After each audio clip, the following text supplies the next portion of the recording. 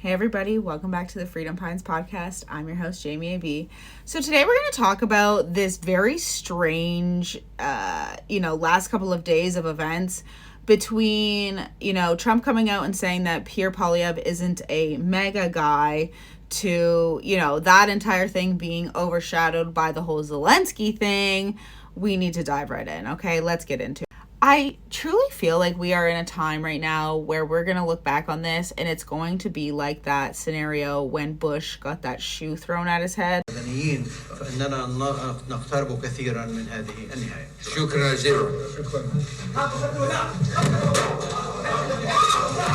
I also want to just say that before I get into the video, once I actually start making money and can sink money into my content, I will be editing videos a lot better. Right now, I'm simply using TikTok and Movie Maker, okay? Because there's no affording anything else in Canada right now, and I am not joking. So I promise that once I get more subscribers and I get a paycheck for the first time from YouTube, I will be syncing it into my business right away so that you guys have better quality videos so that I can give you what I actually want to give you, what I envision in my head of what I want to edit and put out there. It takes a lot of time and it takes definitely a different program than Movie Maker. I actually went to school for television and broadcasting before I went to school for child and youth work. So this is kind of my bread and butter, admittedly, but I cannot wait to actually, invest in this business. So thank you so much if you're here supporting me because it truly means a lot. I love the idea of being able to make money from home, obviously, because you guys know I'm wax injured and having a job could literally kill me because my entire life is dedicated to keeping myself alive, like that song from Queen. So I just wanted to say from the bottom of my heart, thank you guys, and let's get into it. So this gong show of a press conference yesterday where they're talking to Zelensky, I would just like to say that, first of all, Zelensky should be dressed nicely. The amount of tax dollars alone that man gets from every single country out there right now, he should be dressed nice if he's going to the White House. I don't think it's bullying. I don't think it's really, do I think it was an appropriate thing to say in front of everybody? Maybe not. But would I comment on the fact that he's not wearing something that's appropriate to be at the White House? Absolutely, I would. And Trump's right. It feels to me like Zelensky wants this to keep going, wants more bloodshed in his own country.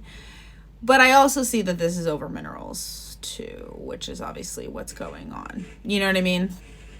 And Trump's trying to strike a deal with, I don't know, Russia and Ukraine. Now, the thing is that we've never seen these things happen. You can hear my husband shoveling the snow outside.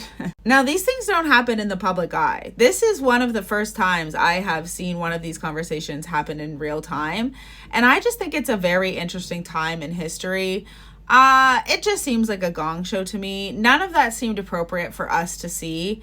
And it truly scares the shit out of me because this is who is in charge of our fucking lives, our livelihoods. Wars. This is how the men talk to each other when we're not around. Well, we know that Trudeau and Zelensky are just making out all the time when they're not in front of people, hanging out with also Yahtzees in the House of Commons.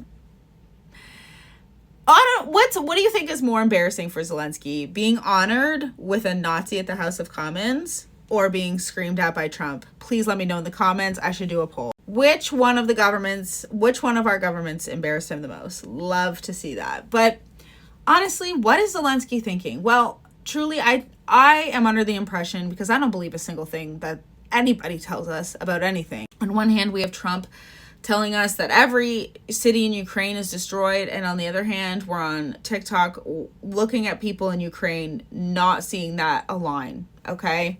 I have no idea truly how many people have died or what cities, because I feel like they don't even talk about it. They don't even report on it, or maybe this happened in the first couple of months, but I don't know about you guys, but I've been paying attention to the news cycle.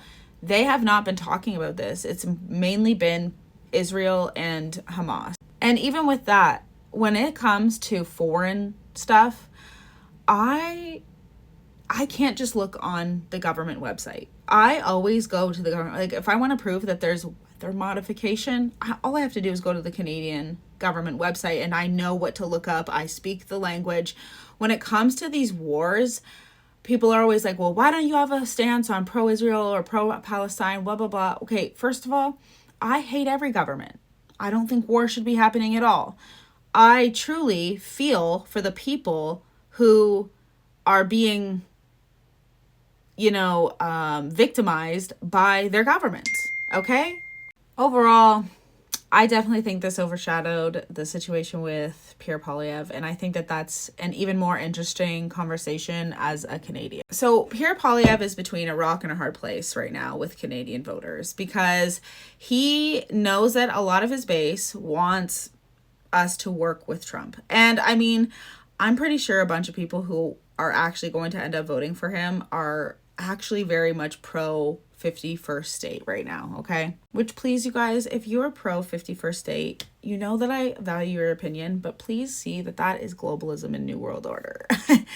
No matter who is implementing it, okay? We do not want borders to be dissolved at all in the Say No to Globalism Club, okay? And he's stuck because our conservatives are different. Yes, Pierre Poilievre and him have a lot of the same ideas. That's because, enriching your country and making it function is a good idea, okay?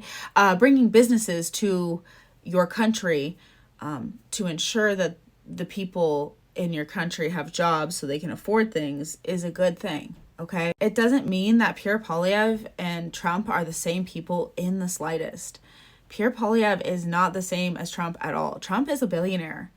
I know that, Pierre Poilievre has quite a bit of money and he's worked in government for a long time.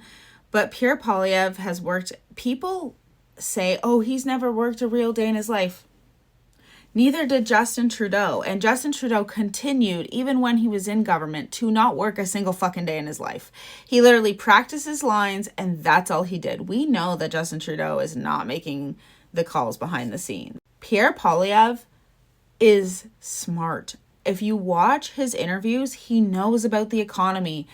My husband bought a house when Pierre Poilievre was in because houses were affordable back when Pierre was housing minister, okay? You have a lot of people out there being like, well, what has he even done? He's done nothing. First of all, he's tried to put through bills, but when you have the NDP and Liberal coalition that makes sure everything stops when it's put through by the Conservatives, that's not going to happen. Listen, Pierre Poilievre isn't perfect, but he's not Trump, okay? We're a very different country. He doesn't even want to touch abortion because he knows that in Canada, that word is political super slide, okay?